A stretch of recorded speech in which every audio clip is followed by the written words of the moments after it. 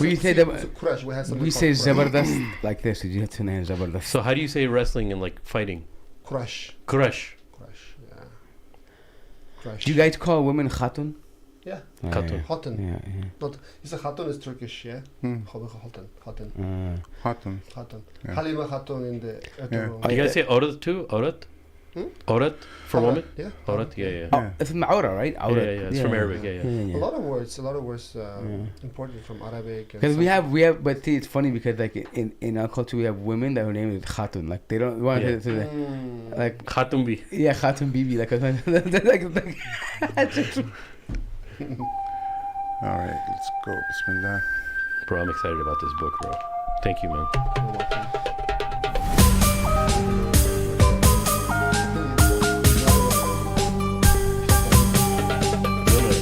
Just let me know how much it costs on this.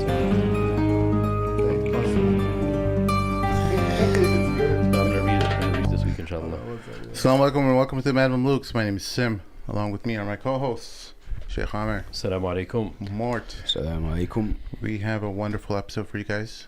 But before we get started, help us out on patreon.com/the Madam Luke's. We do not profit at all off of your support. Every bit of your donations goes directly into the store, into the show, and the upkeep and maintenance of this program so that we can make this effort happen. We survive off of your support. So everything that you benefit from, it's because of you guys contributing to the show. Our guest today is a brother by the name of Maruf Yusuf. He is a entrepreneur advisor. He is an author of the book 12 Steps, or 7 Steps to Success in Deen and Dunya. Check it out on Amazon.com. He has so many more accolades here over here. I can't get to all of them, but he's led many different startups and is an expert in helping many new organizations lead their effort, strategize, operationalize, and execute their objectives. Welcome to the show, Maruf. Assalamu alaikum, man. It's an honor to be here, and I think you exaggerate some of the things, but you're the number one entrepreneur in Uzbekistan. That's a Borat type joke. Number one. Number one. Wow. I thought you were saying the Habib thing, number one. So, yeah, number one. Not in Kazakhstan, Uzbekistan. I know. But we applied the stands with Kazakhstan jokes. Ignorance, American ignorance. How are you doing, bro? We all linked up because of ISNA, so there is some barakah associated with ISNA, contrary to some opinions. ISNA does bring a lot of like-minded Muslims together in a place where we can collaborate and discuss ideas. And that's how we met Brother Maruf, and I really found him beneficial in his advice to us in strategizing our effort here. And I thought, hey, you know what? We're talking a lot about organization development and problems within organizations. Not to make this about problems in itself, but maybe more about how we can have a effort succeed. Many Muslims, at least from what I've read through your book, 7 Steps to Success in Deen and Dunya here, they have some foundational problems. They have fundamental problems before they even start. And I want you to talk a bit about that. Yeah, absolutely. So, first of all, we start with ISNA, as you said. The first time we met last year, right? With a conversation. Now we came this year as well. I think this year they're celebrating 60 years of their founding and doing business. And I think... Does that make sense to you, 60 years? The Muslim society here in America has been, 20 years?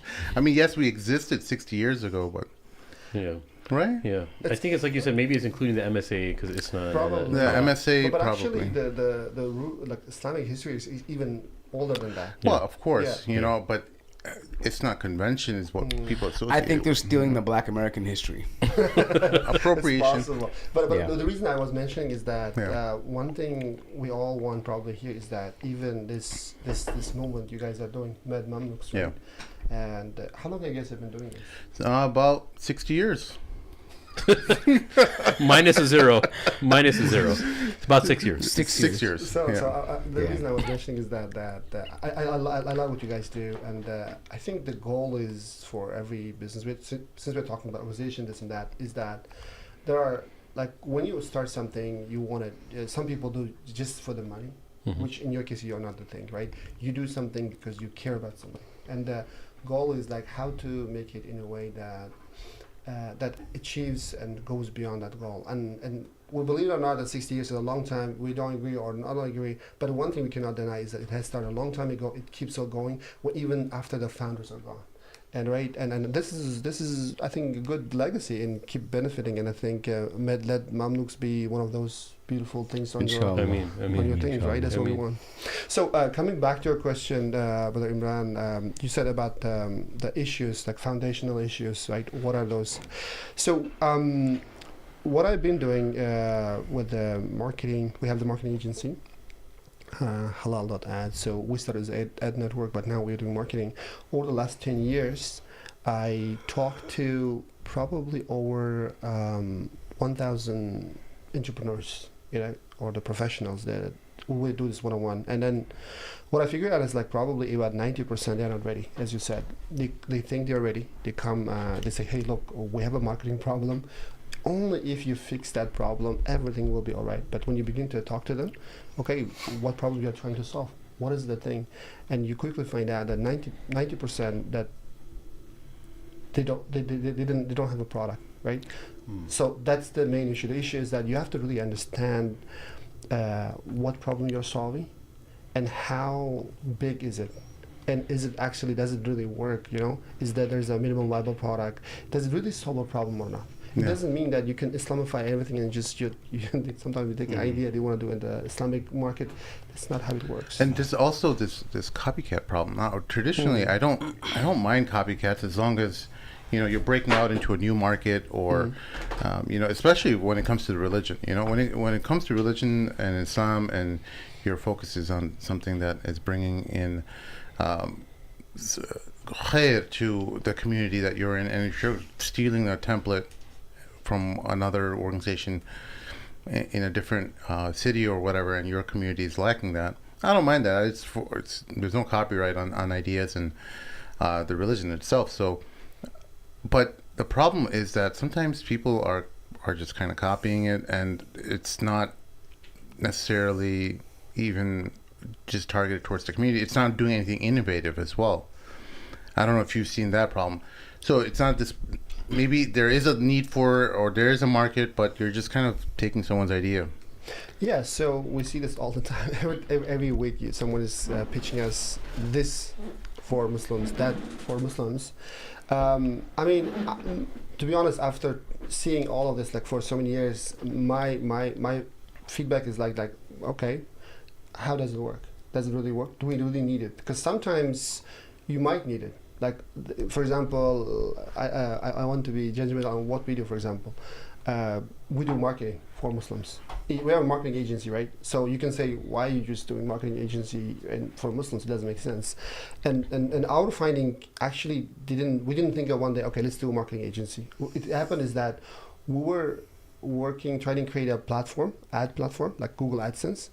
And even that came from because people were complaining to us. They say, look, we have a website, we have an app, we are running, and sometimes non-halal things we don't like that, right? But Google didn't care because it's a small market. We said, okay, we're gonna solve that. This is what we think we were doing in the first year or two. But then when you're doing this business and people reach out to you, can you guys help us with the marketing as well? I said, nah, we just focus on this. But you have to listen, right? People keep coming in the same question and say, hold on. We're doing this thing. It's working, but it's growing very slowly. But then on the other hand, people keep asking you to help you with the marketing. And I say, why don't you guys do it yourself? I mean, we tried marketing agency, but they don't understand what we're doing.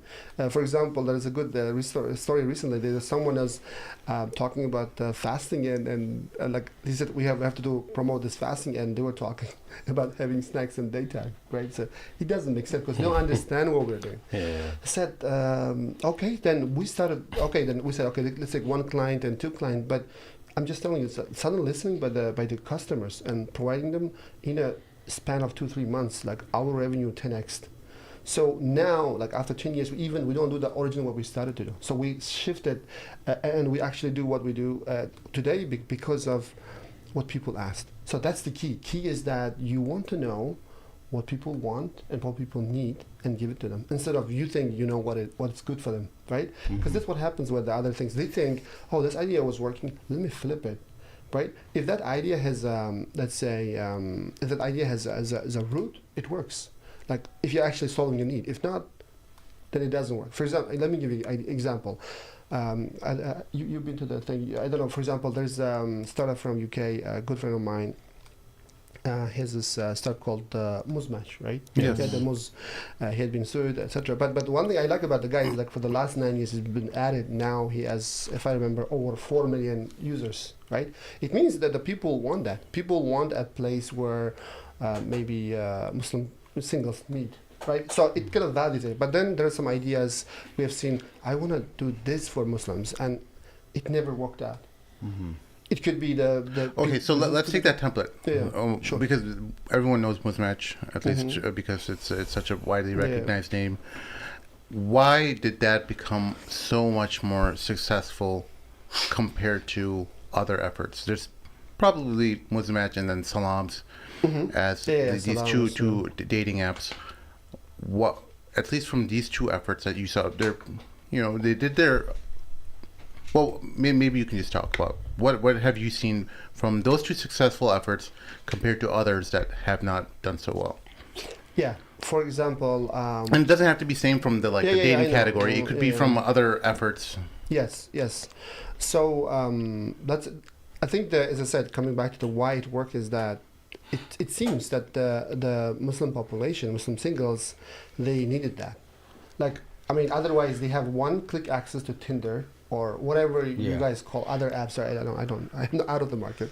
So they use it, but they said somehow they wanted to use this app over that app. Yeah. Probably, my guess would be probably had, okay, I'm gonna get married. I'm going to get married with someone with similar values. Yeah. Probably. This is the way thinking going behind, right? But then if there's another... I'm just trying to think of an idea that I wanted to do, but it didn't work out. Because when I think about Muzmatch, it looks like they not necessarily stole, but they borrowed heavily from other successful... dating apps that non-Muslims use, like Match.com, etc. Yes. And they used that template and said, hey, let's get our developers to take some of these good ideas from these other apps and implement them and market them. And at least from a surface level knowledge of what I've read about these founders is that they did a lot of groundwork where they went to mosques and passed out flyers and, did the initial work about kind of setting up a customer base, and then they just kept tweaking their initiative. I think it's a little bit more than that. And I mean, yes, of course, they took an existing idea that was popular among non-Muslims, but there were other services that did the same thing. For example, like, back when, I don't know about now, but there was a thing called Muslimah.com, right? Pretty much a rip-off of what, they had one for like each ethnicity, and it was just the same template, right? And what I think is a combination of a couple things. Of course, people, like there was a category of Muslims that grew up in an era where swiping left and swiping right was a thing, right? So they saw that. It not only does it have a purpose in their society, but also has cultural references. Swiping right, swiping left. Yeah. It's something they know. So they incorporated that something that has become essential to modern dating or modern matchmaking, right, which is swiping, and they incorporated it, right? The other thing is that the other thing that I feel is that what they did is I think they were quickly able to recognize the change in demographics, like the way people were seeking spouses, and they recognized a change, a shift, and they quickly jumped on it, and they heavily marketed it, and they made it accessible to people all over, and so they grow very quickly that way, right? And Muslim organizations have a tendency to do this, not just like with dating. Like, for example, the whole marriage industry, right? Event planning, wedding planning, right? This is all really started as a business idea from non-Muslims because they have these elaborate, grand weddings, and they have a girl needs to have a specific bridal makeup artist. They have to have photo shoots. They have to have all these things.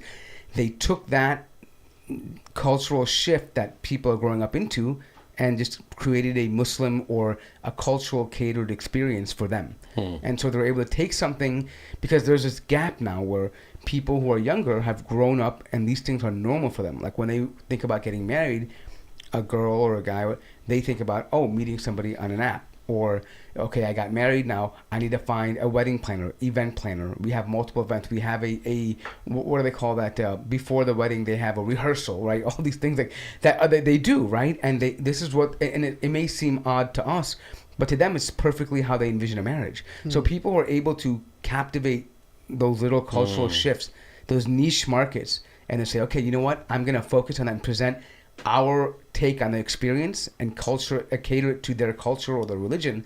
They really profit from it. Yeah, absolutely. So there's another thing also. I mean, while you were saying, I just thought there's another example is like Launch Good, for example, right? When the Launch Good started, actually, Chris, about 10 years ago, I guess, they also started to emulate something like Kickstarter. Right, but then they did something similar to us. But then they saw that there's actually a greater need in the community to actually raise funds for nonprofits than for Launch Good does, and I mean the Kickstarter does. Then shifted now. Now they are more like a GoFundMe than Kickstarter. But still, they are a very successful, alhamdulillah, case story. And I think we need platforms like that. So coming back at the end of the day, right? Coming back to the ideas, etc. It all comes back to one central thing: what kind of problem you're solving, for whom, and then you have to test, right? And then another reason actually why people sometimes we call them copying. Yes, you can copy, but it's actually in Germany there's a whole fund. I don't know if you guys saw it. Maybe not. It's called Rocket Inc.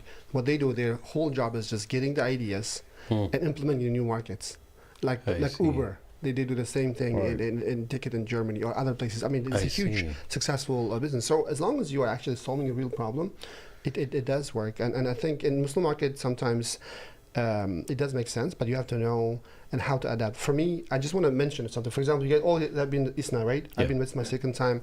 I've noticed this.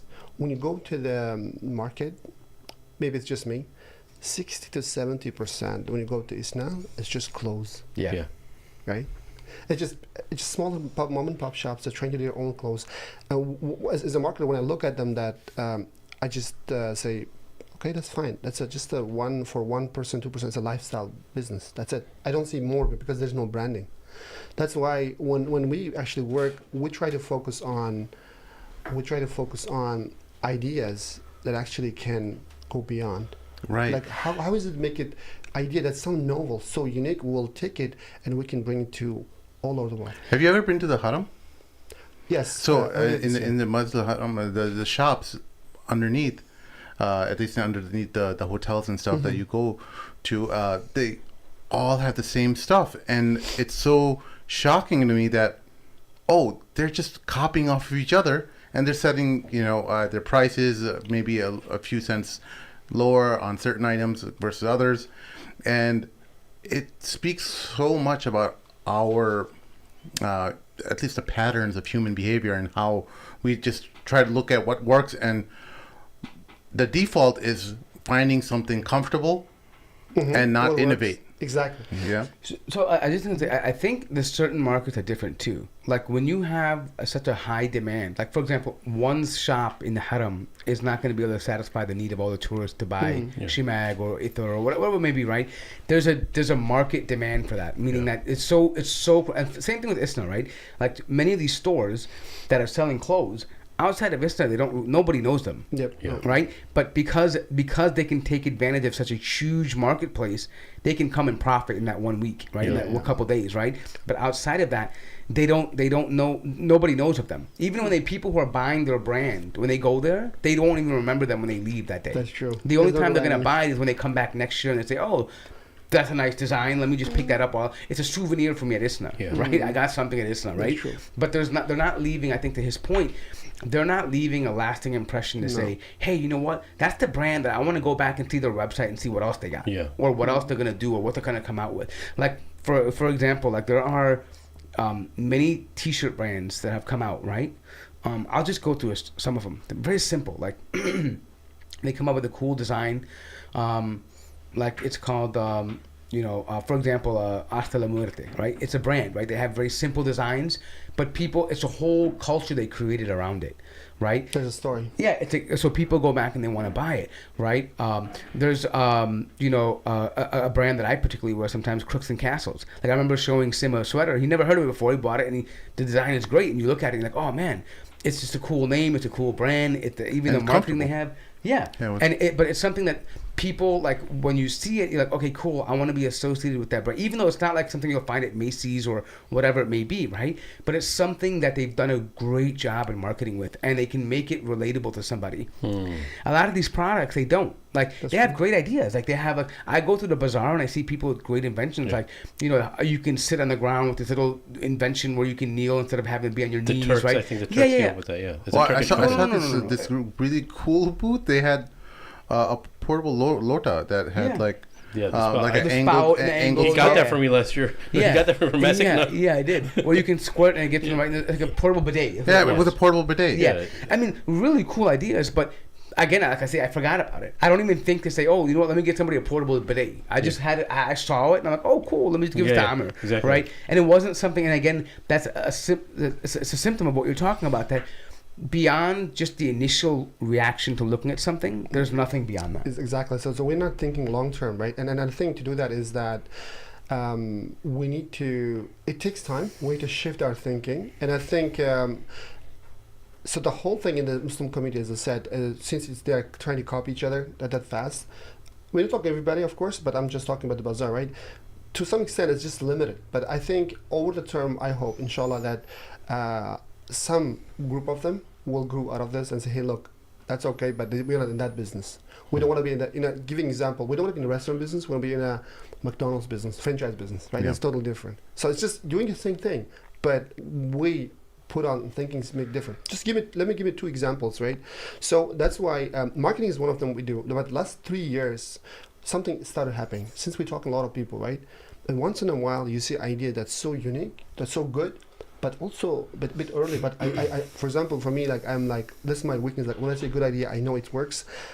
I have to, sometimes I go out of my way to help. And one of these projects starts like about 3 years ago.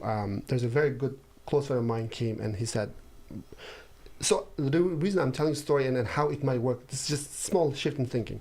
So this brother came and said, look, I want to do, he's passionate about Quran, right? Teaching Quran. I want to teach Quran. I said, okay, good. Why do you need me? He said, I want to open an online academy like everybody does, open academy, hire teachers, Grace. That's fine, but you can do it on your own. You don't need me. He said, no, I want to do something special. Then, okay, if you want to do something special, let's think. Like, how can we make something so special that's unique? You see, it's not easy because you have to think, you have to really deep think. Like, especially because there's so much variety out exactly. there now. And it took us 6 months, right, to come up with an idea. But the final result was something I believe beautiful. And what I mean is that I can be biased because I'm part of it. But here's what we came up with. We said, look, what's the biggest problem when it comes to Quran?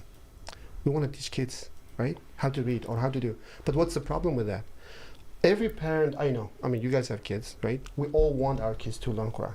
There's no question. Otherwise, how could we be practicing Muslims? So, but the problem is that the method we have been doing that for so many years, it's so outdated, right? If when we're looking at the kids, we're looking at the kids like they have the flashy, the games and this and that. We say done, but instead we say, here's a book, just read with this guy, and we hope if the teacher is interesting, he might. But otherwise, kid feels bored into that thing, Oh, I have to do that, man. Why would we do that? Like, if we believe the Quran is the most interesting, the Quran is the most important book, why are we introducing this outdated method, right? And so with this startup we did is like, let's change all of that. Let's change the concept. And then what we did is that we came up with a game. We said, no, you're not learning Quran. You're just playing this game. Playing this game. We give this to kids and say, I like this game. They keep playing because everything is built, even the letters built on stories. Every becomes live in the talk. So, and when you give them the target age is like 4, 5 to probably 10, 12. The kids that don't know anything about Islam or Quran, you give them, they're immersed in it. And you take them a month or 2, they're done. They know how to read. You don't have to force them. So this is what I'm talking about, right? You can take that idea. it's unique. It doesn't exist, and you can bring it to the world, right? And that's what we've been doing the last 3 years. It's called Quran Era. I mean, you guys can check it out if you don't. Quran Era? Quran Era. Era, okay. So we publish the mobile apps, alhamdulillah. That's what I'm talking about. And that's innovation, right? Instead of just copying someone doing dress. And another idea I want to give example is that recently we're working with actually a brother from US. His idea is very simple as well. Like, you guys have been to McDonald's, right? And then there's this, when you pay, there's this roundup. They say, hey, would you like to round up? To pay donation? You guys seen that? Yep. So this idea, this brother said, look, why don't we do this for non-profits and charities? How does it work? I said, look, what we want to do is like, you put your card, but it links to your bank, and then what it happens is that you keep on doing your, like you do purchases, so it will keep running up, and every week, maybe $5, $10, you choose charity you want to give, it just gives it to you, right? It's simple. Like, it's like I think that a good example could be, you guys have this investment called Acorn. What's it called? Acorn. Have you guys heard about it? Yes. So what they do, you do this, you change good investment. This one is the same. This is charity, right? It's something. No, I mean, I'm not sure how it's going to take off or not, but it's very simple. You don't have to do much, right? It's only mobile. You do connect once, it goes. So this is what I'm talking about, right? Like killing the ideas, something like that's novel, but don't try to do the same thing. Like a little bit better. That's not how it works. Innovation, as you said, it should be. You have to understand the market, what's needed, and give it to them. Does it make sense? Yeah, it makes sense. So do you promote people to start a business, or you just wait for people to come to you? That's a good question. So one thing I figured out, you can try to promote, but I think the fire should come from inside. What I mean is that if the people are not really passionate about something, you cannot give them passion. So no, so even though I could give them idea, but we don't. Instead, we scout people. So here's the problem with that. Right, if you give someone an idea, the problem is that they're not invested in it. No, they're not going to put because look, and I don't know. I'm sure you've started business. I don't know about these guys, but I've started many businesses, right? And the thing is here is that when you do it, it's not easy. Yeah. And if you don't have conviction in what you're actually going to do, then the work is not going to come because you don't see the value in putting the work into it. Yeah. You don't see the value of like spending hours and hours, like doing whatever it takes, right? But it requires dedication, and that dedication can only come if you truly are passionate about what you're going to be putting out there. Yeah, no, I get that. No, that's where see what happens is that when people pitch an idea, they're on board because they see the dollar signs. Yeah, they don't actually see the actual idea developing, right? Yeah. No, but aside from the hard work, they may be willing to do hard work, but they don't see the idea developing. They just see the end goal. But if you can't envision the product itself, right? Like how you start, what your phases are going to be, where you want to end up, what the long-term process is. If you're just thinking about dollar amount, you're going to be let down very soon because most businesses, 6, 7, 8, 9 months, you're not seeing a dime. You're hemorrhaging money. No, and the reason I asked him that question is if he was into the business of, hey, we got to get people to start opening up businesses. That adds a whole different layer to what you got to do. And that's a whole lot of other headaches. That's why I was asking, because if you had to do that, that becomes a crazy balancing act of helping people market and how to market, and then promoting people to start opening businesses at the same time, like actively. That's true. So I don't know how you feel, but I don't think there's a shortage of people wanting to do business. It's just the reality that people are actually committing to do it, right? Because everybody says, I want to be free from the 9 to 5. I want to have side hustles. Everyone says this all the time, but it's just the actual commitment. We have a word for that, right? We call it entrepreneurs. Yeah, entrepreneurs. Exactly. Entrepreneurs. And so I mean, let me tell you why the whole thing comes about. So when I'm talking to people, this is what I noticed, like over 1,000 people. So the reason they come to us is that like some of them already have a full-time job, right? They're not students. They have job. They work at banks. They work this and that. They say, look, something is not right. Something is not clicking. Yeah. And that's why I started business. I say, yeah, it makes sense. So why did you start? Why did you study that? Oh, my parents told me, or I thought it was, as you said, money was in it. Yeah. So actually, in the book, in business, like Islam has 5 pillars, right? We have Shahada, we have the Salah, we have Zakah, Siyam, and Hajj, right? The same way, business has the 5 pillars. Every business. So it's simple, actually. Product, make a product, do marketing, tell your story, sell it. You have to sell. There's no other business. Then deliver your promise. The last is take care of your business. So you sell it at a higher price. It makes enough profit, so you keep going. So, but in the book, what we did is like, look, this is the normal business, but we have to add 2 more steps in before. Now, why is that? Is exactly the same, so you don't burn out. First, as a Muslim, that's why the book is for Muslims, but not for everybody. So the first thing, this comes from that question. First, understand your purpose. Why are you here?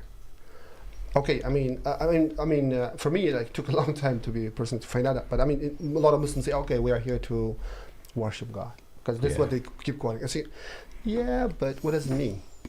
Because they just repeating what they heard somewhere, right? They say, I am the worship. What does it really mean? Well, I have to do my salah. I have this. Okay, is it the only reason? Do you think that you have to do it 24/7? Yeah. Well, then we go. No. Actually, I'm not a scholar, but when you go to the Quran, right? Ibadah. Ibadah has, of course, you have to worship, but it is also a different. Another meaning is that serving, right? Okay. It gives a different. Okay, we are serving God. That's our purpose. So how do we serve God? Yeah. What is the service? Yeah. I say, is it only salah? Do you think that God created us to we make 24/7 salah? Is it the reason? If that was the reason, we are failing at that. Yeah. Right?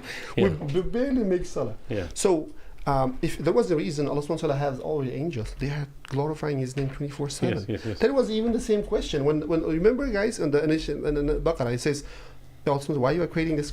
I'm just paraphrasing. Why we glorify your name? They asked the question. Allah subhanahu wa ta'ala says, I know something you guys don't know. And in the verse he says, teach the Adam the names, which symbolizes the knowledge. Yeah. And then say, you guys have to prostrate. It symbolizes that he's better than you. Only, not every time, but only if he and then also another part of the Quran, you say, Allah subhanahu wa ta'ala says, I have breathed out of my breath into him. So that's something that soul, we have soul, we have wisdom, and we have, of course, free will. So the key is that we have to understand that once we understand that put the piece together, okay, we are creature, we are a creation of Allah subhanahu wa ta'ala with free will, with wisdom, innovation, creativeness, right? And then we have the will to do the things we want, and we have this thing which is we cannot touch, feel, but we have something called higher self, ruh, right? Yeah. And if you can but still willingly, we're gonna serve Allah by serving His creation. Yeah. That's the highest purpose. Yeah. Something went off. Okay. Yeah.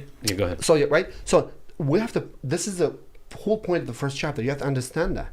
If you don't understand that, you will never reach your full potential. Yeah. Right. So that's why we don't start with the money. Money, everything is. So this is more about establishing purpose. Exactly. And connecting it with. Yeah. So connecting with a higher purpose. So this is what people cannot do. They think this purpose is higher up there. It's only for other people. No, it's for you, for me, all of us to do what we do, and connecting that thing with Allah subhanahu wa ta'ala 24/7. Right. So this way, every action could be actually part of ibadah. If you do with the niyyah. Yeah. Right. Yeah. So let me ask you, in your section, because I also whenever people come to me for some, hey, I want to open a business, right? Mm-hmm. And I say, listen, I always make this point.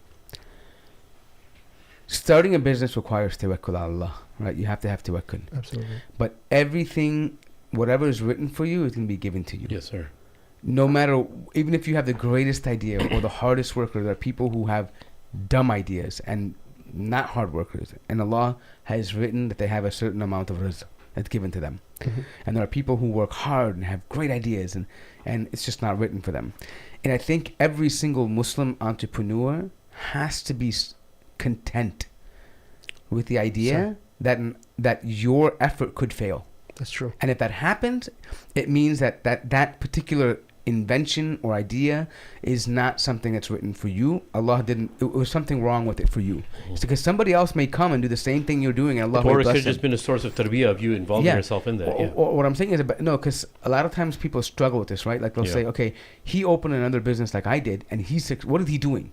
What is he doing? Sometimes it's not about what he's doing. Yeah. It's about what's written for you. And you have to be content with qadr. Great point. And I think that's the difference between the Muslim who's an entrepreneur and the non-Muslim, because the non-Muslim is going to be like, you know what can I do? Do I have to cut throat? I have to do this. I have to, I have to take away from this I have to maybe oppress somebody else who's pay them less wages, right? I mean, he has to find a corner, a cut corner, right? Absolutely. But the Muslim knows that, hey, I did what I could do, the halal way. And if Allah writes, at the end of the day, it's what Allah wills for me at the end of the day. Absolutely. Yeah. I'll tell you why I was excited about today's podcast. This is 100% truth. Yesterday, we ate at a beautiful Uzbeki restaurant called Anjir in Downers Grove on 22nd or Butterfield.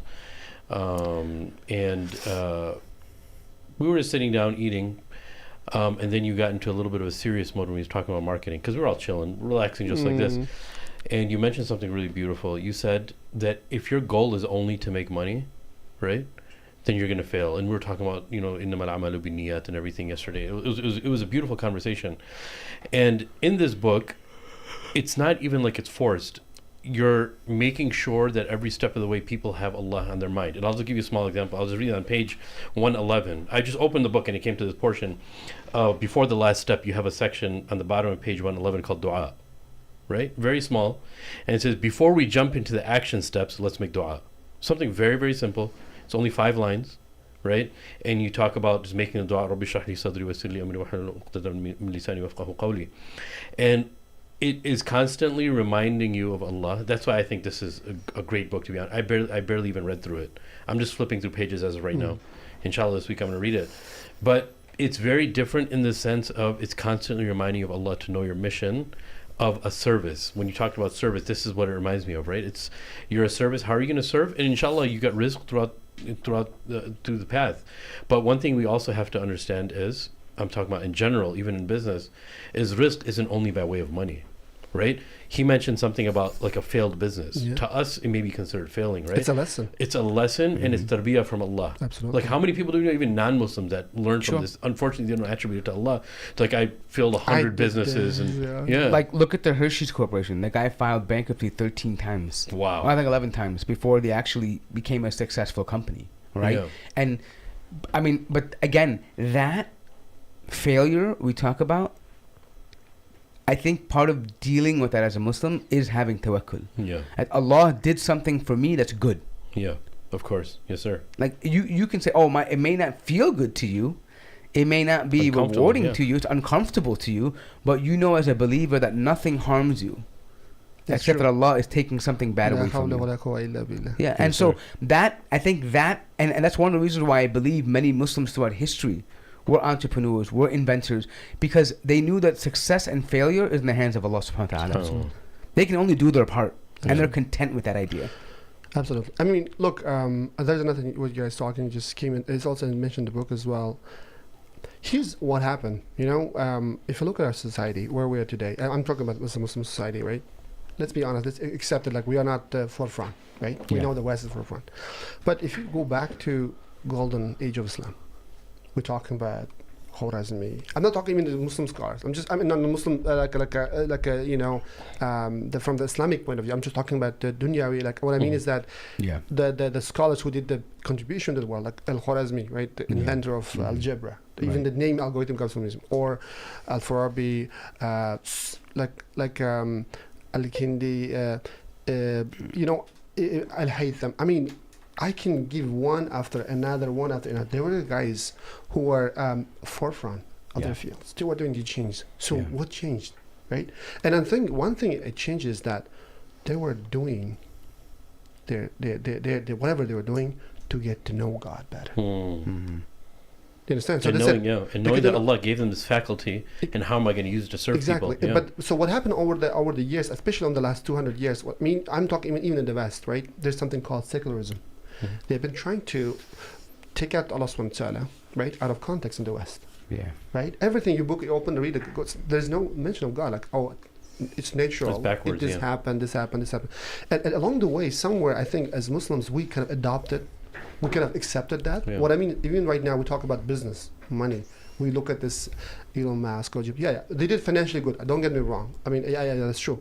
But are they the best examples for us to follow? That's the question. Yeah. Who's our best? I mean, okay, let's go back to our history. The Prophet ﷺ was a businessman. Abdurrahman ibn Auf, right? He was a multimillionaire who went to Jannah. Or Usman, these guys were millionaires in their time. Yeah. But how did they use money? Their money was in their hands, not in their hearts. Yes. Right? For them, it's like flip, like this, given. So why am I bringing this is that unfortunately, right now, if Muslims want to think, so we go and read these business books and psychology and this and that, say, oh, this is how it works, and we do that, and something doesn't work. Like, of course it doesn't work, because what they mentioned is that they took Allah subhanahu wa ta'ala out of the context. So how could it work? But then Allah says in the Quran, if you like remember, so with that remembers, your hearts will never find peace. Yeah. It's written right in the Quran. We read it as Muslims, we pray, but then we go do something else. Yeah. You see, our actions and what we believe doesn't match, and we wonder, like, as Muslims, why it's not working for us, because we kind of neglected our identity, who we are. What we have is better than anything else. Yes. Yeah. But we don't understand that. Yeah. So, as you said, that the business, and even business, we think, oh, business is about the money. No, business is about business with Allah subhanahu wa ta'ala. SubhanAllah. You do your business with Allah subhanahu wa ta'ala by serving. You contact whatever you do. It doesn't matter what you do. Making sure it's halal. And you connect with business with Allah subhanahu wa ta'ala. With business with Allah subhanahu wa ta'ala. Do it the right way. Treat the people the right way. Solve the problem. Don't worry about the barakah. Don't worry about the money. It's just a matter of time. I've noticed that, like, the best businesses that I've come up with, or like this, or even just side hustles I've done, is a business in which somebody else is also benefiting. Like, whether it be getting somebody a job or someone helping someone with their business, the barakah that comes from that. And then here's the beautiful part about that. Sometimes we only look at the idea that, we're making money, right? Which is a great thing. رَبَّنَا آتِنَا فِي الدُّنْيَا حَسَنَةً وَفِي الْآخِرَةِ حَسَنَةً. But with regards to the akhirah, sometimes when you able to do business with somebody else and you've done it in a way where you're helping them and you also profit, but the ability that they have to profit and to sustain and to survive, the benefit that they can do, and then the dua they make for you, exponential. Yep. Absolutely. That's the akhirah portion too. Absolutely. Absolutely. Yeah, because there are people I know, like, I mean, many of us know, where, like, they were struggling and they needed someone to help them in some way, and maybe you do a service and you say, hey, you know what, I'll give this to you at a discount, or whatever it may be, right? Just because you know that it's not always about profit, right? Because a lot of times business is what? It's all about networking, right? But one of the biggest parts about it's not about how much you have, it's about who you know. Who you know, yes sir. Your biggest asset is not the money you have. Money comes and goes. You can make money. It's very easy to make money, to be honest. I mean, it is. But it's the network that you have, the relationships that you build. That stuff is priceless. You'll never be, once you you can burn money and get it back. You can't burn a bridge and get that back. Yeah. You can't get your honor back. That's true. You can't get your trustworthiness back. Right? Just like when you do something good for someone and it's healthy for you and them, nothing can stop that. That's Absolutely. true. Very true. Yeah. You were looking in the book, because I had a question regarding this. So while you guys look it up, I want to ask you something too about this. So what is your position on this? Because I see a lot of people are, like, there are people like myself who, I got out of the private, business thing for a while. I went into full-time, work, just for, the stability and just the timing and having vacation and all that stuff. Yes, But as we stack paper and we're making money, you think about ways to reinvest, right? And you don't want to be putting it into the stock market. I don't want to buy real estate because there's many different reasons, but you want this idea of buying businesses, right? Or creating businesses. And I feel like now there's a need for people to have reliable business managers, like people that you can say, listen, you know what, there's let's just say, I think this is a little bit different question, because you're mentioning the entrepreneurship, which is someone who's from the ground up starting something, grassroots, right? But then there are people who are entrepreneur on a different level where, you know what, I've got capital. Sure. I'm good at making money. I'm bad at saving money, right? It's easy for me to make money, but I know I'm not going to save money because my hand is open. So I need to find something that's going to, essentially make me revenue, right? So they look for businesses that are already established and running, or maybe reinvesting in businesses that are already running that they don't necessarily own, but are profitable. Sure. And so, but the biggest threat I've seen, the biggest problem I've seen is that people are willing to put that money in. The problem is that the people who own businesses, generally speaking, they only know how to run the business. They're not money managers or business managers. And I think that's a specific area where Muslims, generally speaking, are really, we have a deficiency in, because there's no shortage of money in the Muslim community.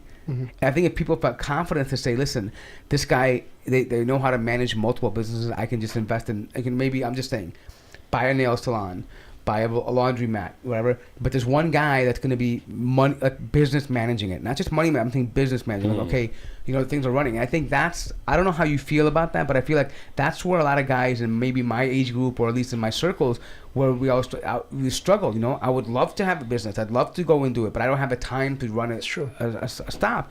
The problem I have is someone to manage these things. Absolutely. So what you're saying is like, okay, you have some things how to make sure the money works for you, right? And exactly.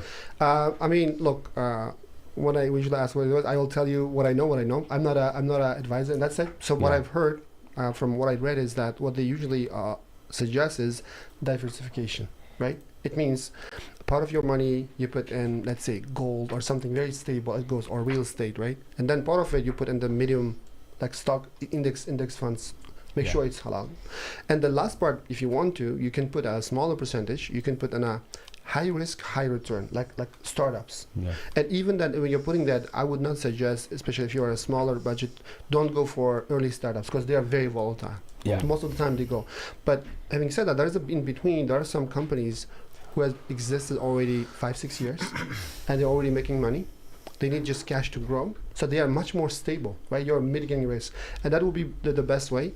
And how to manage that, et cetera, that's a good question. And I think maybe there's untapped need, Yeah. And to be honest, I think what you're speaking about is more about investments, like kind of just investment hand off.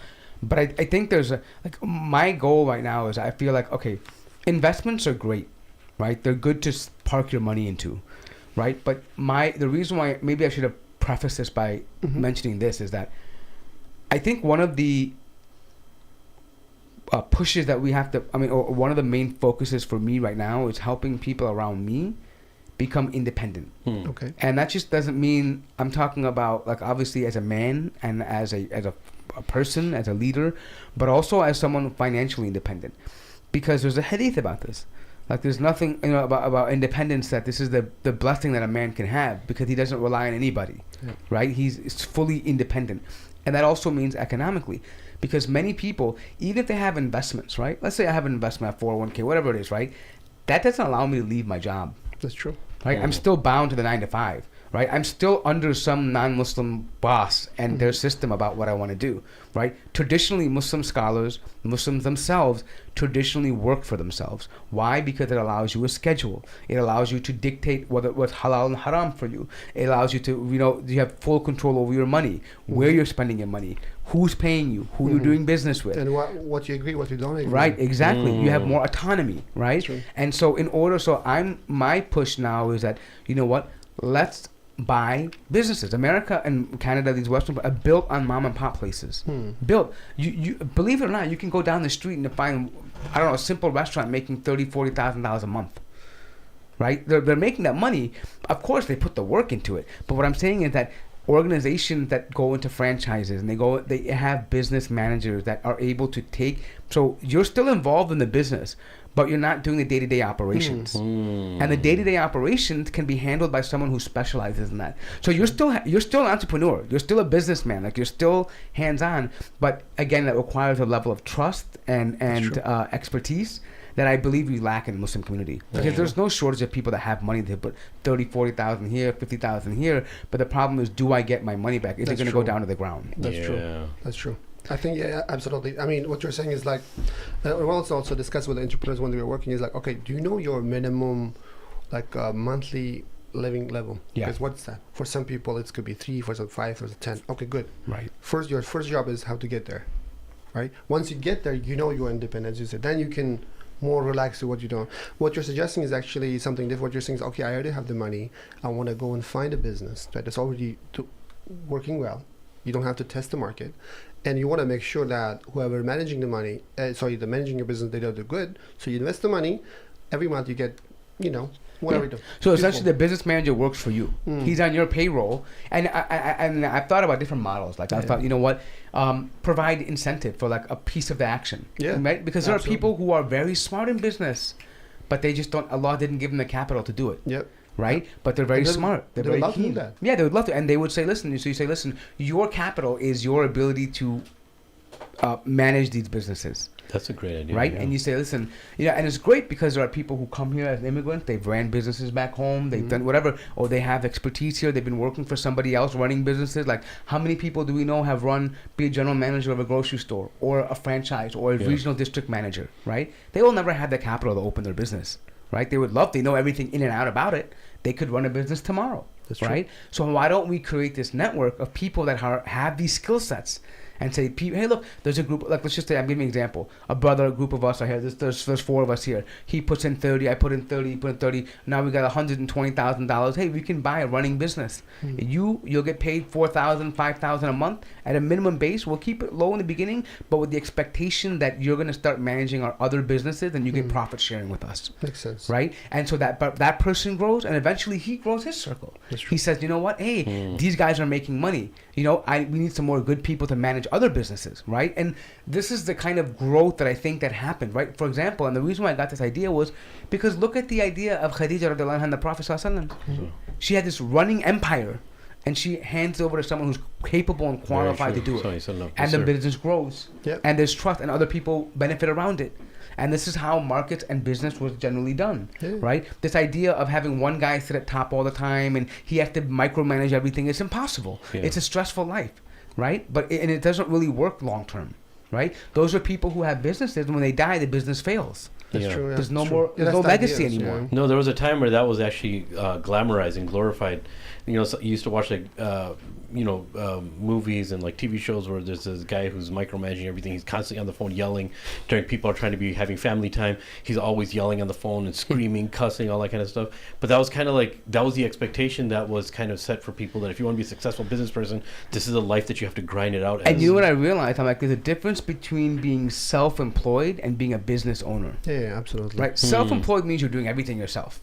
Like you're done from the janitorial work all the way to the bookkeeping, right? Absolutely. Owning a business means you're managing people. There's actually just what you said reminds me. Have you guys heard about Rich Dad Poor Dad book? Yes. No, Robert, In his book, he on the very initially he just puts them in 4 quadrants, right? Employees who works for other people, and self-employed, who has owned, and the business. Who manages other people, and the last one is an investor. That's what we're talking about. Because this is where the best thing you want to be, if you can, that you put the capital to work for you. Right. So you don't have to. Because what's the most precious thing? What business people understand, it's the time. Yeah. It's nothing else, right? So absolutely that. And imagine, especially for we as Muslims, the time is so important because. First of all, that means you can dedicate, especially with the way that things are going, right? How cool would it be for you to be able to have your money working for you and then you be able to sit home and give proper tarbiyah to your children, or spend quality time with your wife, or let's say, you know what, I want to spend 3 months in Morocco learning something in Islam. I can just leave when I want to. Absolutely. And my check's coming in every month. And I think that's the good thing you mentioned. I think a lot of times people, when they're talking about business, they always focus on, I can't wait to have millions in the bank. Right? This is something even I made this mistake younger, but I've come to a point now where I feel the more beneficial outcome is that, or the process is that you have to come down and say, I need X amount of dollars a month. If I can get to the X amount of dollars a month, I'm comfortable with that. If it comes more, I can grow it more. But for me, I've kind of set a dollar amount where it's okay, this is what I need for my expenses, but then also what I need to be able to save so I can reinvest and continue to grow my money, right? Absolutely. And I think everybody has to come up with that dollar themselves. And once that becomes a lot more achievable, instead of saying, you know what, I got to have 2 million in the bank. That's hard. I mean, making the first million is very hard. But when you say, listen, you know, I got to make 20,000 a month. Okay, how far am I from that goal? How do I make up the difference? I love that. I mean, it's exactly. I love that. So there are 2 things comes to my mind, right? The first thing is journey versus destination. Yeah. Right. Because some people are always living in the future. When I reach there, like I'm gonna be a change, but in reality, it doesn't happen. Yeah. Like I mean, I know for myself. No. So that's why in Islam, right? The Prophet ﷺ taught us the best dua, right? We say ربنا آتنا في الدنيا حسنة وفي الآخرة, because our destination is Akhirah. Yeah. Right? And our journey is dunya. So how do we make sure we are content in dunya? We conquer dunya.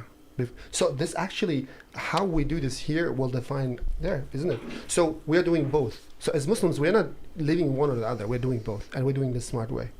So, and the next thing, it just reminds anecdote is that the people who say, "Oh, I do everything for money," etc., just reminded me like one good analogy with Simon Sinek. He says, a lot of people say, "I want to open business for money, right? To earn money." No. So business is a you have to think as a business is a car. Imagine you have a car, right? I have a car, you have a car, and why do we have a car? Because we want to go somewhere, right? We want to go to a point. And what's money? Money is not a destination. What's money? In this analogy, what's money? It's a tool. It's a tool, but it's if you're a car, it's a gas. Yeah, right. Isn't it? Because without the gas, you cannot drive the business. Yeah. So imagine if I said to you, I just bought a car and to have a lot of gas in it. Are you stupid? Why? No, Yeah. you don't need you need a car to go to places. Yeah. Right? In our case, we're in this dunya is a car, we need the gas, money, but why? We're going to here. Yes, sir. Yeah. It's a tool. That's the one. Exactly. That's the tool. We have to forget about it. We should not forget. I mean, every time. It's another thing I thought to tell you this. So you cannot put up too much gas on the car because you have a limit. Yeah. You have to go to a small milestone, then you put more car. You put more gas. Yeah. You see that's the thing. So that's how. If you think about it, it's changed the whole outset. But anyway, so the point is, I agree. The money is not the ultimate goal, but the whole thing is that what we want to do is that we want to do the business, not just business, but business with Allah Subhanahu wa Taala, to do it in that way. And because our whole journey, doing business is not something separate except our deen. It is one thing. There is no, you people talk about business and work-life balance. No, we have nothing. We have just the deen. The only thing. Everything you do, maybe you work for somebody or you work for your own, you do your business, everything is always about this, and you have to make sure there's no duality, there's only one. Something about money. I remember I was having this conversation with an old school businessman, right? And the Arab guy we were talking, and he did lots of businesses, retired, he's made good money.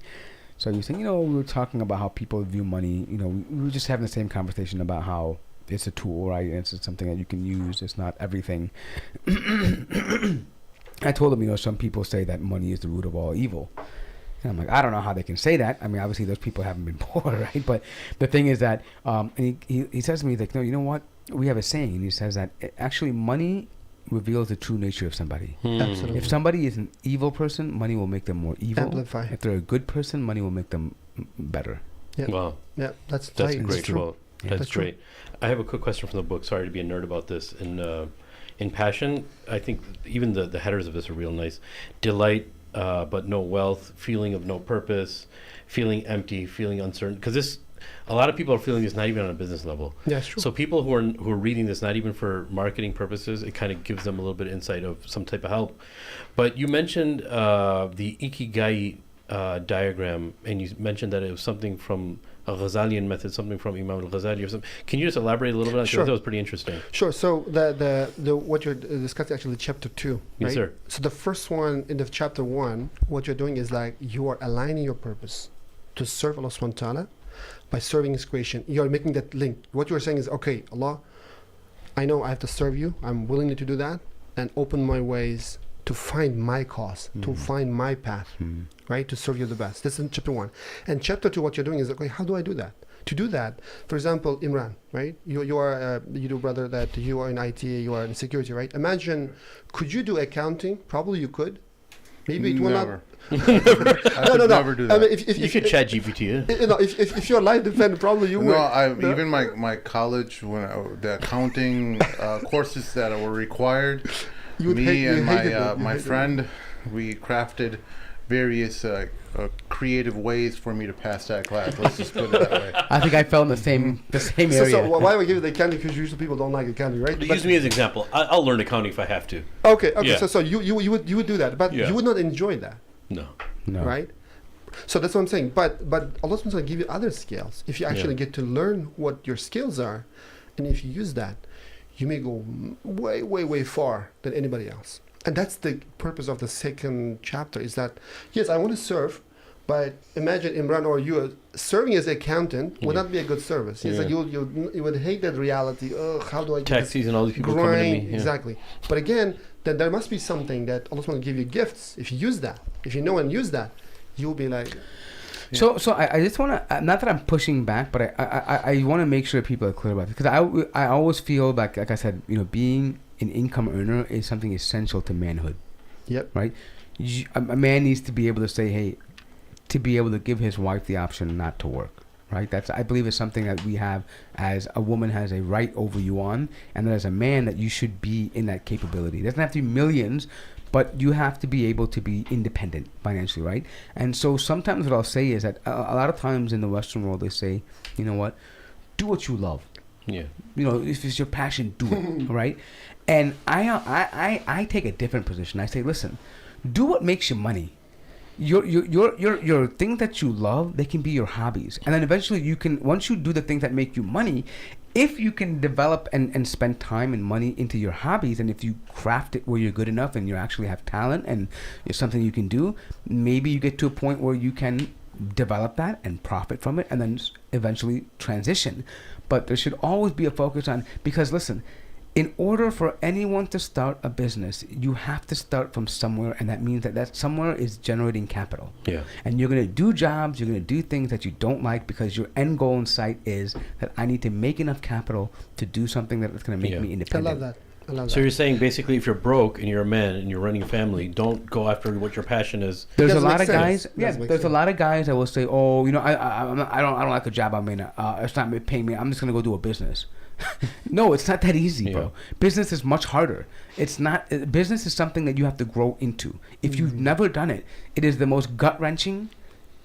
Especially restaurants. Any kind of business, bro. Whenever you're putting capital on the line, and it's generally speaking the only capital you have, right? Like this is your make or break it, right? You are unbelievably stressed by this. Yeah. Like the emotional roller coaster of having to know that everything you own is on the line. Yeah. Absolutely. Right? And so if you can't deal with a regular job, and then the stress of a regular job, you will not be able to deal with the stress of having to know that all of your money is on the line. You know, one of the things that you just mentioned related to what my interests are related to accounting and things like that. I've been so blessed, and at a subconscious level, I don't know if I actively did this, but the people or the relationships I've made in my life are people who have skills that I'm deficient in. Complementary, yeah. They complement where my brother-in-law happened to come in my life, CPA accountant. He helped me set up this whole nonprofit. I don't have time, mental space, energy. Could I figure it out? Yes, I could figure it out eventually. But I just don't have the bandwidth for that.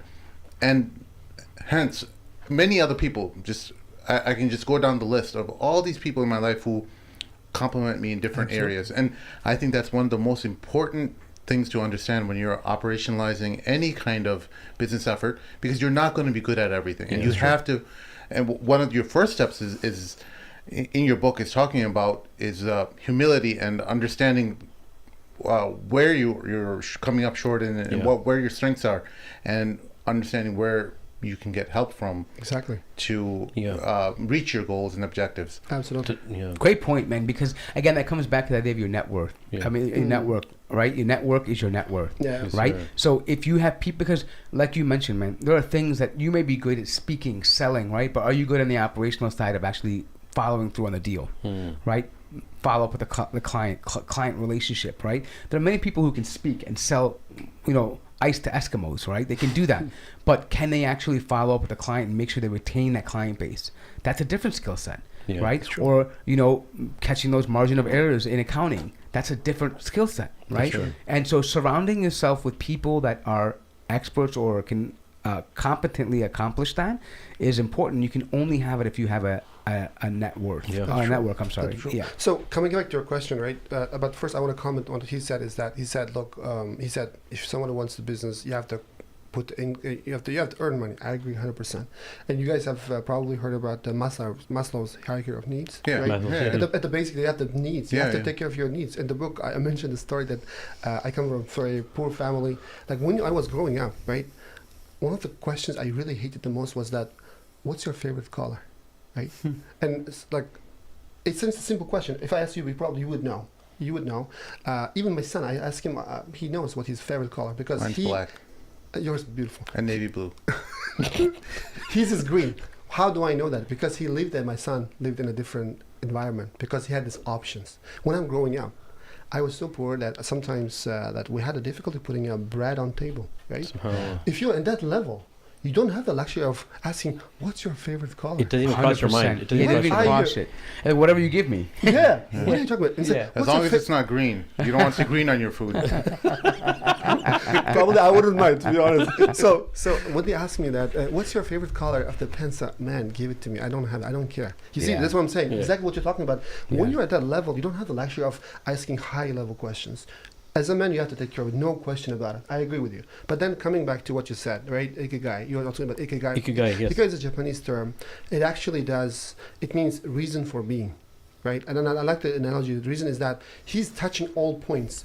He says, hey, do something you love, but it's not only something you love. It doesn't make sense. You have to make sure that something you like, you're also good at. And then you have to make sure that something is solving a problem for others. Why? Because they will pay for that. Those 4 things you have to take care of. Check boxes. If you can't find thing, That makes that a lot will of be sense. one of your reason for being. I like that. That's Right? beautiful. Yeah. That's how you put it. Not you don't have 1 or 2. You have to connect. Yeah. Puts things in perspective, yes, sir. Yeah, absolutely. That's what it is. And the last point you mentioned about the Ghazali. So, look, I love reading books. I love listening to books. So one thing I was looking for myself is how do we understand this world from the Muslim perspective, like perspective what we do, what are things. You read a lot of this, the new age things, a lot of gurus, this and that. Yeah. Wallahi, I promise you, if we dive into our own history, go to our scholars like Imam Ghazali and others, if you understand what they did, you don't have to go anybody else. That's true. He discovers it's based on Quran and Sunnah. It's not the data I'm thinking of, right? Imam Ghazali is very strict. He says, look, what we have is, as human beings, we have our bodies, right? Physical body.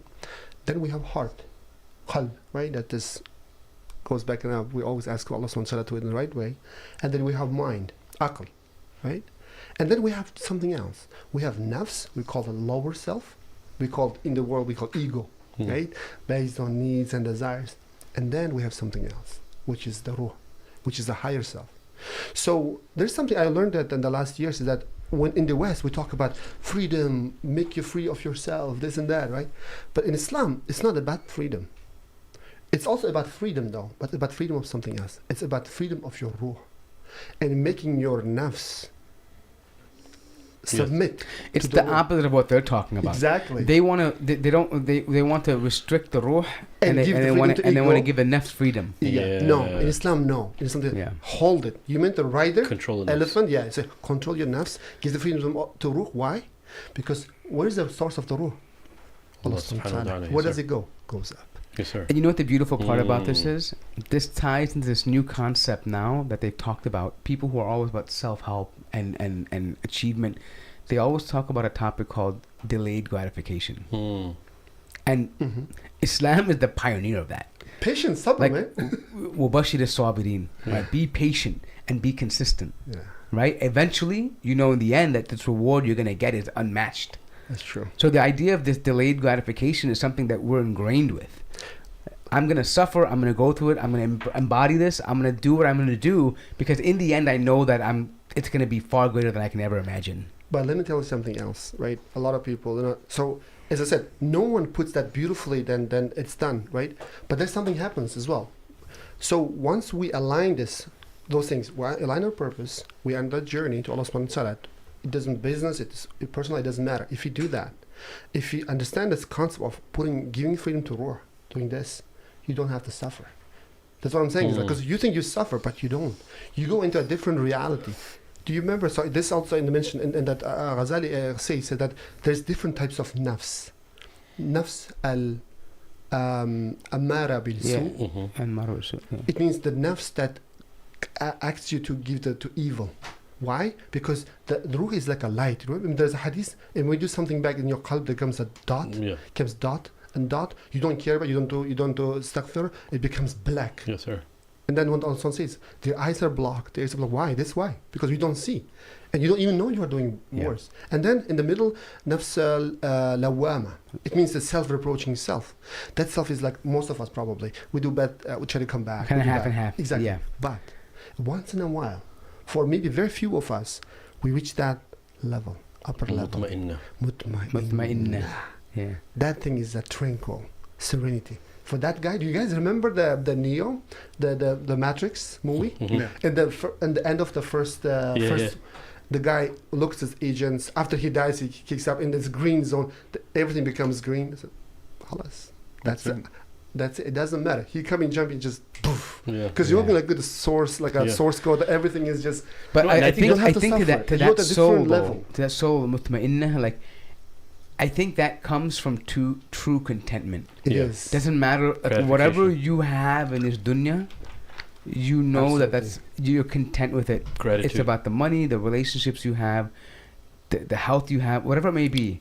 You're content with that because you truly have this understanding that your soul doesn't belong to this world. When we talk about being a traveler, that is mutma'innah, the one who is a traveler, who recognizes that he's a traveler. Yeah, even though his life may be difficult. But he knows so that, others may see that you're going through difficulty, right? They see, oh my God, he's going through this. Oh my God, it looks like this. He looks like he's miserable. But somebody who has, the nafs is mutma'in, and the heart is, they're able to withstand that because they actually see something else. Because in a different zone. If they're in a different zone, then they see something else too, right? You know what helps me understand that? I was trying to understand, like, what is this mutma'innah? What does that mean, right? And I was trying to find an example.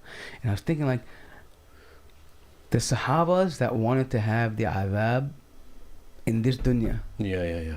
Rather than the akhirah, they truly understood The had, yes. what it meant. Yeah. Like to say, okay, you know what? I know, like it was certainty, yaqeen, that my soul is going to a place that's going to be better than here, and I need to pay for it here. Yeah. I need to put the work in. Even here. though Rasulullah gave them opportunities to leave. He says, you can't handle that. Yeah. But he's still, because there was a story of a man where he was going through extreme pain, right? And the Rasulullah had an idea that maybe he had made a dua about something, right? And the man again made the dua that Allah give me any punishment I'm going to have in this dunya before, not in the akhirah. And the Rasul says, you won't be able to handle that. Yeah, don't ask for why that. don't you say, why don't you say رَبَّنَا آتِنَا فِي الدُّنْيَا حَسَنَةً وَفِي الْآخِرَةِ حَسَنَةً, right? This dua will be better for you. But the point being is that the understanding of that individual, like that fear and that reality that, hey, this is all supposed to be pain. Yeah. This is not supposed to be easy. And I'm content, even if I have some ease, like they're okay with that, alhamdulillah, but they begin to worry. Yeah. That, hey, you know what? Like, it can't be this easy. Yeah. Jannah costs something. Of course, yes, sir. Right? And I think that's how I understand mutma'in, like someone who has that kind of pure soul where his prize is there. Yeah. Mutma'in, yeah, exactly. It's soul at peace, at tranquility. Like I think the in the everyday example would be like a stoic. They call it stoic, right? No matter what it is, just alhamdulillah. You just keep on moving on. You know, well, one of the things that we were talking about before you arrived, Maruf, to studio, me and Sheikh Hamid were talking about how when we lead an effort, especially a Muslim-led effort, something that has the Islamic garb around it, and even if it's an Islamic organization that's profit-making, you've essentially taken on a responsibility to be an ambassador of Islam, that in effect that whatever you do is an expression of Islam to the public. Now, when you put yourself out there like that, you spiritually have a responsibility. And one of the things I was telling Sheikh Hamid is that having this effort has, at least with the Mad Mamluks, it made us push ourselves to do more good, keep up with our prayers, keep up with everything, so that our heart isn't in conflict with what we're doing, so that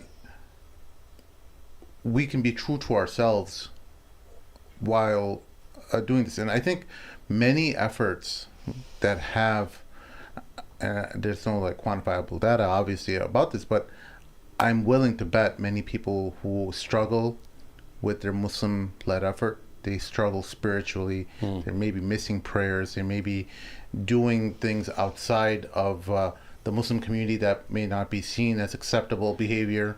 And I was just wanting your thoughts on that. I mean, I think there is some X factor related to your own relationship with Allah that is often neglected, because many people think that, oh, well, I'm doing something good, but they're neglecting their ibadah, their mandatory requirements, and Yeah, I really think that when you don't have that, your effort, you're spelling the end of your effort. Yeah, I mean, look, in the end, I think someone said, right? I think you said that, you said the money amplifies the right, evil, who you are. Yeah, and I think there are two things I want to say, right, about Imran. The first is, I want to keep reminding myself, everybody's like, everything goes back to niyyah. Yeah. Sincerity. Why you do what you do. I mean, you can tell us what you do, but Allah subhanahu wa ta'ala knows in a way your sincere intention. If you're doing something just for the sake of fame, money, whatever, as the money reveals who you are, the time reveals who you are as well. Because you can fool some people all the time. You can fool all people for some time, but you cannot fool all people all the time. But Allah subhanahu wa ta'ala, you cannot fool even a second.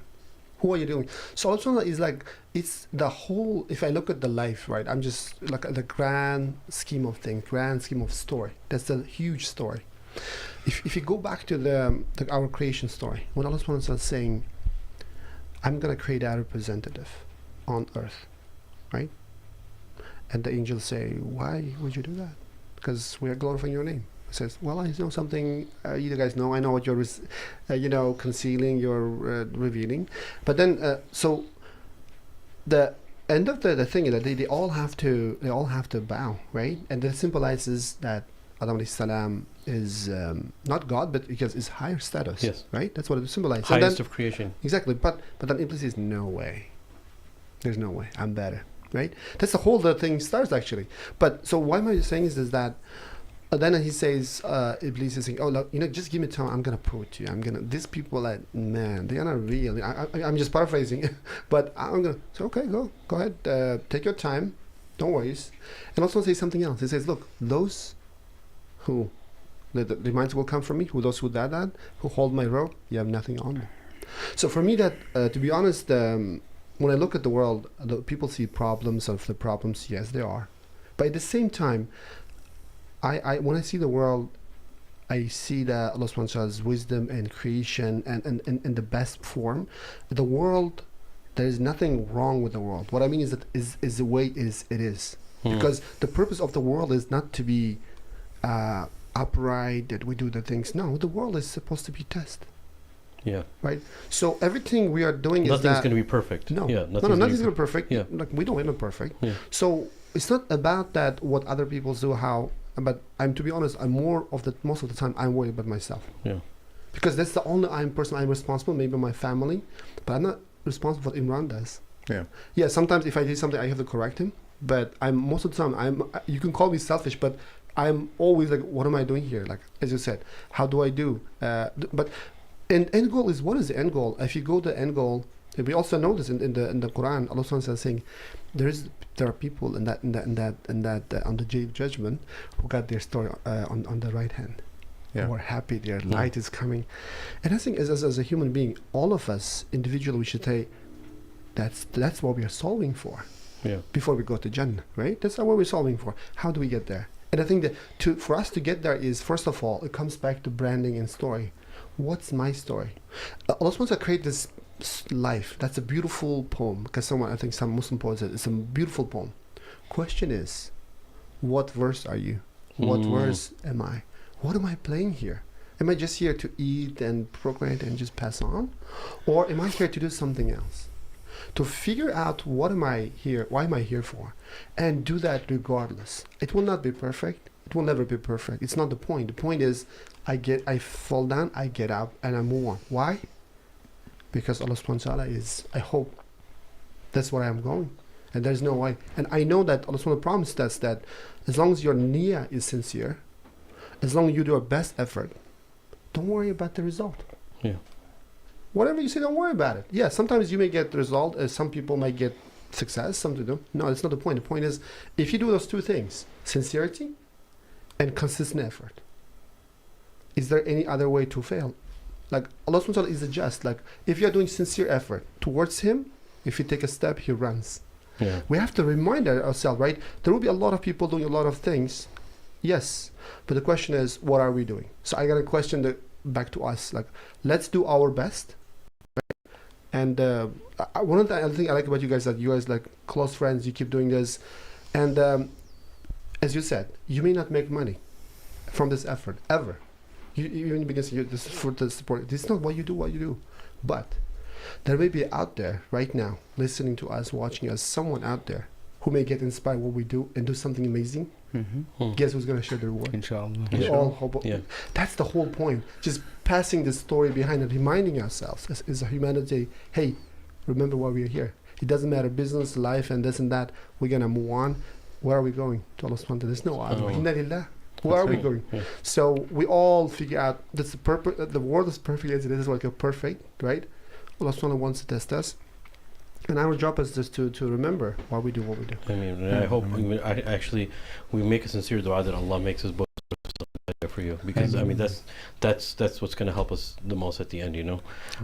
One other question I have, I don't know, I should have looked this up, but Deenpreneurs, is that something you guys coined, or is that just an industry, Deenpreneurs? Yeah, that's a good question. So we're looking like. Because do you remember I told you there are people who want to do stuff, you said, but you don't do it. There's a name for that, entrepreneurs. Yeah. There's entrepreneurs, then intrapreneurs.